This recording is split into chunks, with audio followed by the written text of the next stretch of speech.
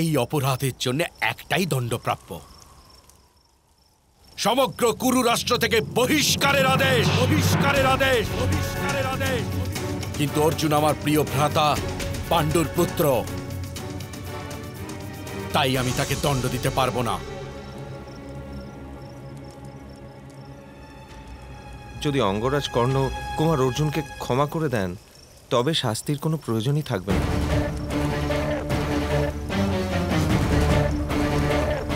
অবশ্যই ক্ষমা করবেন মিত্র অঙ্গরাজ, কিন্তু অর্জুনকে কেবল অঙ্গরাজের চরণ ধুয়ে ক্ষমা প্রার্থনা করতে হবে।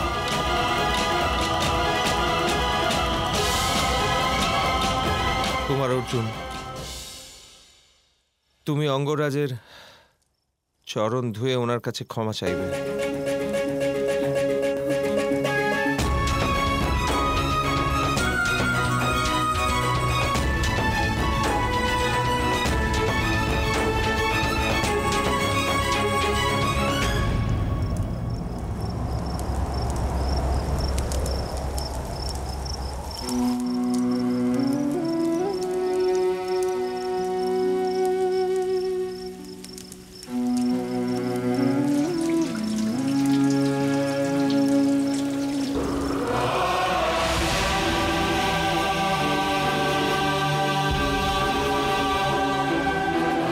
ক্ষমা করে দিন অঙ্গরাজ।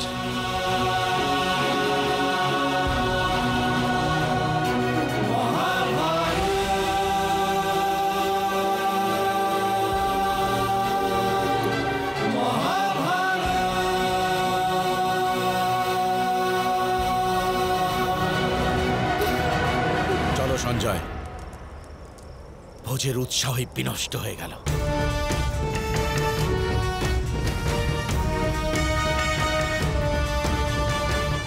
কাল প্রাতঃকালে রাজসভায় হস্তিনাপুরের যুবরাজের নাম ঘোষণা করা হবে, নাম ঘোষণা করা হবে, নাম ঘোষণা করা হবে।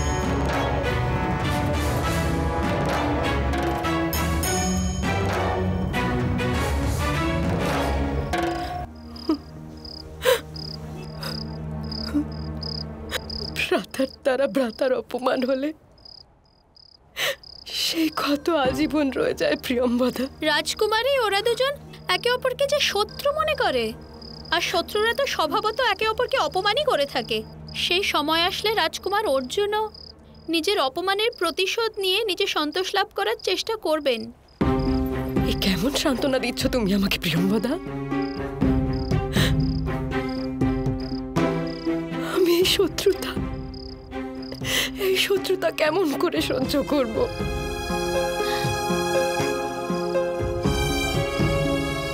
ও কর্ণর বিরুদ্ধে প্রতিশোধের সংকল্প করে, তার আগে আমাকে ওর মন শান্ত করতে হবে। মাতা,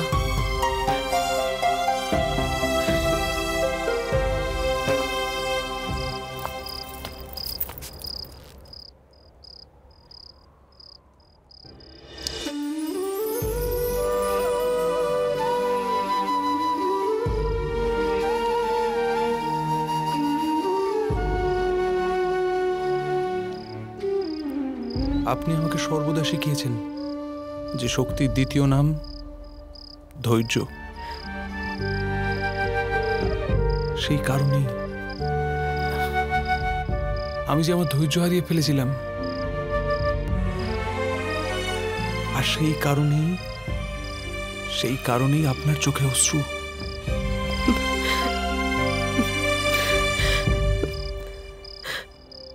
দেখো, আসছি আমি, এবার দুঃখ দূর করো।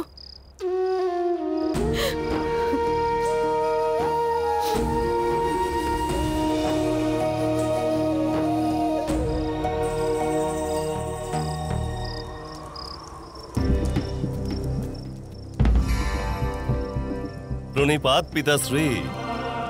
অতি প্রসন্ন মনে হচ্ছে তোমাকে পুত্র। পিতাশ্রী, যখন আমার মিত্র দুর্যোধন রাজা হবে তখন সে আমার রাজ্যের রক্ষণে আমাকে সাহায্য করবে। ও প্রতিজ্ঞা করেছে আজ। অসমর্থ যারা তারা কথা বড় শীঘ্র দিয়ে ফেলে। আপনার কি মনে হয় পিতাশ্রী, আমার মিত্র রাজা হতে পারবে না? না, পারবে না। যুবরাজ যোগ্যতার ভিত্তিতে চয়ন করা হবে, আর সে রাজা না হলে সেটাই কুরু রাষ্ট্র আর হস্তিনাপুরের জন্য সমীচীন হবে। কিন্তু পিতাশ্রী, কাল মহারাজ ধৃতরাষ্ট্র নিজের পুত্রকে যুবরাজ ঘোষিত করতে চলেছেন।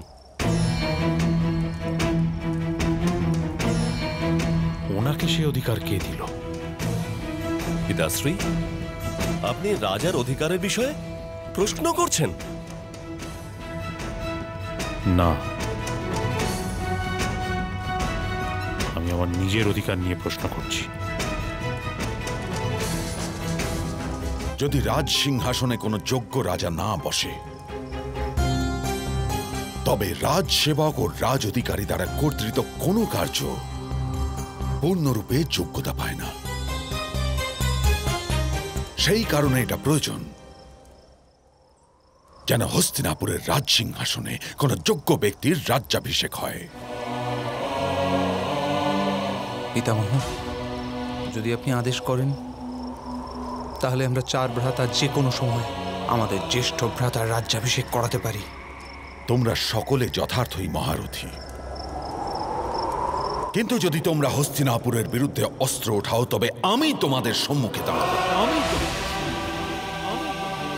আর যদি স্বয়ং ঈশ্বর তোমাদের সাহায্য না করে, আমায় হারাতে পারবে না, আমায় হারাতে পারবে না, আমায় হারাতে পারবে না।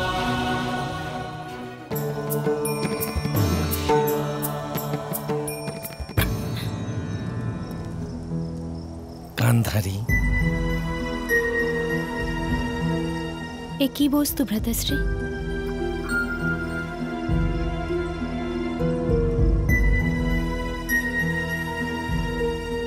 পিণ্ডদান। কোন অতৃপ্ত আত্মাকে লৌহ নির্মিত পিণ্ড দান করা হয় ভ্রাতাশ্রী? অতৃপ্ত আত্মাকে পিণ্ডে আটা দান করা হয়, কিন্তু অতৃপ্ত ইচ্ছাকে লৌহ পিণ্ড দান করা হয়। আজ আমার অতৃপ্ত ইচ্ছার তৃপ্তি হয়ে যাবে। আজ আমার ভাগিনেও হস্তিনাপুরের যুবরাজ হতে চলেছে, আর শীঘ্রই হস্তিনাপুর গান্ধারে পরিণত হবে, কারণ তারা শাসিত হবে গান্ধারের নিয়ম ও সিদ্ধান্ত মেনে। প্রিয় বোন, তুই বিরোধিতা করতেই পারিস না, কারণ আমি এমন কোনো কার্য করছি না যাতে তোর শতপুত্র আর তোর স্বামীর কোনো ক্ষতি হয়ে যায়।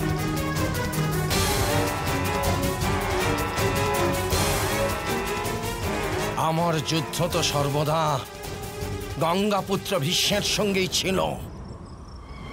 আজ গঙ্গাপুত্র ভীষ্ম পরাজিত হয়ে যাবেন সর্বদার জন্য, সর্বদার জন্য। হস্তিনাপুরে আজ কুরু রাষ্ট্রের যুবরাজের ঘোষণা হতে চলেছে।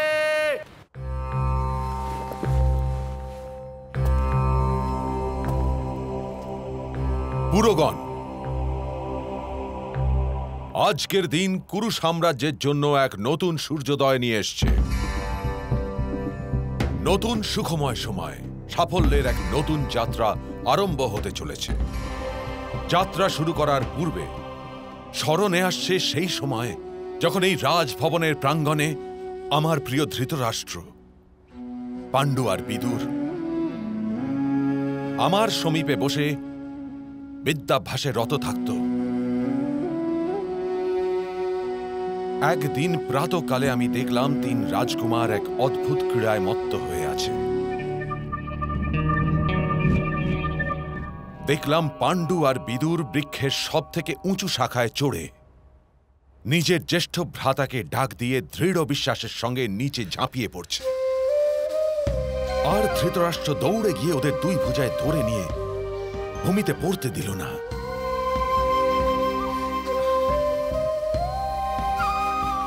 এই দেখে আমি 3 রাজকুমারকে ডেকে বললাম, দাঁড়াও। আর পাণ্ডুকে নিকটে ডেকে বললাম, তোমাদের জ্যেষ্ঠ ভ্রাতা কেবল তোমাদের শব্দ শুনতে পায়, তোমাদের দেখতে পায় না। এই শুনে পাণ্ডু বলল, তাতশ্রী, আমার জ্যেষ্ঠ ভ্রাতার আমায় দেখার জন্য নেত্রের প্রয়োজন নেই। ওনার হৃদয়ের স্নেহই পর্যাপ্ত আমায় দেখার জন্য।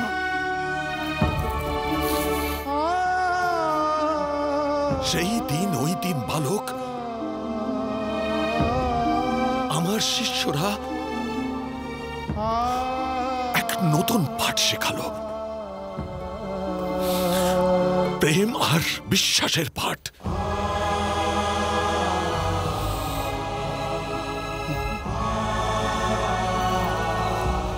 আজ এই মুহূর্তে ঈশ্বর আপনাকে প্রেরণা দিক।